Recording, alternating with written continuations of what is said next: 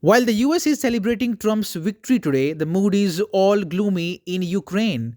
It is the end of the world for Zelensky. Throughout the election campaign, Zelensky put all of his eggs in Democratic basket and did not even shy away from blasting the GOP nominee and his running mate JD Vance. Guess what? Vance and Trump are going to drive the US's foreign policy now, and most of the people in Ukraine have already accepted defeat. A Trump victory now has Kyiv worried because it fears he might cut US military support for Ukraine and put pressure on NATO allies to do the same. If Trump stops helping, it would leave Ukraine and other Eastern European countries like Poland, Lithuania, Latvia, and Estonia feeling more vulnerable to Russian threats. Trump has claimed he could quickly make peace between Ukraine and Russia, but Ukraine calls this agenda oversimplified and unrealistic.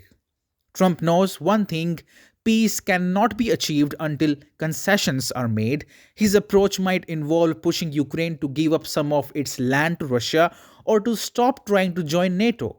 This could weaken Ukraine's position.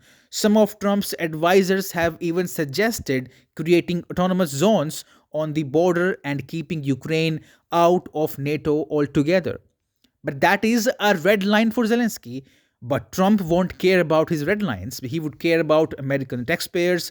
He would care about American soldiers. He would care about American economy. And that is why Zelensky desperately wanted him to lose the elections. Yes, last month, Trump, in a veiled threat to Zelensky, said he wanted Trump to lose and Kamala Harris to win. He wants them to win this election so badly, but I would do differently. I will work out peace. These were Trump's words. Trump may sound very harsh sometimes, but that is the language that Zelensky understands. Trump knows Zelensky holds no respect for the US, its people, and its president. Instead, he just treats America as an ATM machine.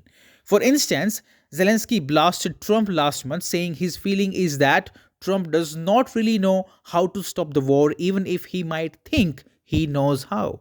Zelensky also insulted Trump's running mate, JD Vance, by calling him too radical. He must be regretting those words today. Zelensky likely fell for fake news media who claimed Trump's victory chances are really scant.